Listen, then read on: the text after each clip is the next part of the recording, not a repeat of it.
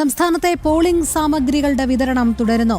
Electronic machine ഉൾപ്പെടെ കൈപ്പറ്റിയ polling സാമഗ്രികളുമായി തെരഞ്ഞെടുപ്പ് ഉദ്യോഗസ്ഥർ പോളിംഗ് സ്റ്റേഷനുകളിലേക്ക് നീങ്ങി തുടങ്ങി. എസ് ശാലിനി തയ്യാറാക്കിയ റിപ്പോർട്ടിലേക്ക്.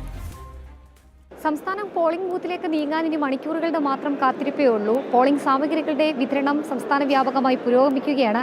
ഞാനിപ്പോൾ ഉള്ളത് നേമം നിയോജക മണ്ഡലത്തിലെ പോളിംഗ് സാമഗ്രികൾ വിതരണം ചെയ്യുന്ന Thiruvananthapuram cotton hill school, Vazhuthacaud cotton hill സ്കൂളിലെ കൗണ്ടറിലാണ് ഉള്ളത്. ഇവിടെ 21ഓളം കൗണ്ടറുകളാണ് ക്രമീകരിച്ചിട്ടുള്ളത്. രാവിലെ 8 മണിയോടുകൂടി പോളിംഗ് സാമഗ്രികളുടെ വിതരണം ഇവിടെ ആരംഭിച്ചിരുന്നു.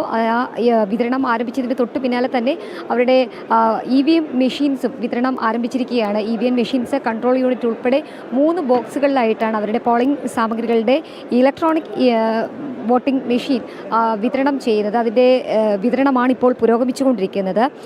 നേമം നിയോജക മണ്ഡലത്തിലെ മുഴുവൻ പോളിംഗ് സ്റ്റേഷനിലെ ഉദ്യോഗസ്ഥരും, ചുമതല ഉള്ള പ്രിസൈഡിംഗ് ഓഫീസർ, ഫസ്റ്റ് ഓഫീസർ ഉൾപ്പെടെ 3 പോളിംഗ് ഉദ്യോഗസ്ഥർ, ഒരു സുരക്ഷാ ജീവനക്കാർ ഉൾപ്പെടെ ഒരു പോളിംഗ് സ്റ്റേഷനിൽ 5 ജീവനക്കാരാണ് വരുന്നത്. ആ 5 ഉദ്യോഗസ്ഥരും ഇവിടെ എത്തി അവരുടെ ഹാജർ രേഖപ്പെടുത്തിയതിനു ശേഷം പോസ്റ്റൽ ബാലറ്റ് വോട്ട് രേഖപ്പെടുത്താത്തവരുണ്ടെങ്കിൽ അത്തരക്കാർ വോട്ടും രേഖപ്പെടുത്തിയതിനു ശേഷമാണ് അവരുടെ പോളിംഗ് സാമഗ്രികൾ ഇവിടെ നിന്നും കളക്ട് ചെയ്തതിന് ശേഷം അത് ഉറപ്പുവരുത്തി എല്ലാ സാമഗ്രികളും ഉണ്ടോ എന്ന് ഉറപ്പുവരുത്തിയതിനു ശേഷം പ്രത്യേകം തയ്യാറാക്കിയിട്ടുള്ള വാഹനത്തിൽ അവരെ പോളിംഗ് സ്റ്റേഷനുകളിലേക്ക് എത്തിക്കുകയും ചെയ്യും.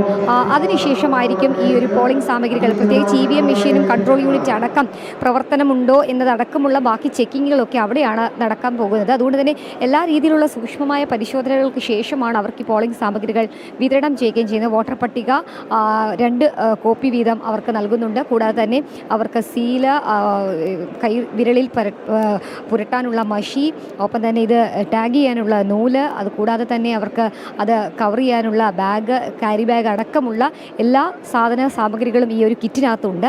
ഓരോ ഉദ്യോഗസ്ഥരും അത് എത്തി ഉറപ്പുവരുത്തി ചെക്ക് ചെയ്തതിന് ശേഷമാണ് ഓരോ കൗണ്ടറുകളിൽ നിന്നും മടങ്ങുകയും ചെയ്യുന്നത്. അങ്ങനെ തിരുവനന്തപുരം ഉൾപ്പെടെ സംസ്ഥാനത്തെ 140 നിയോജക മണ്ഡലങ്ങളും അങ്ങനെ സജീവമാവുകയാണ്, ഉണരുകയാണ്.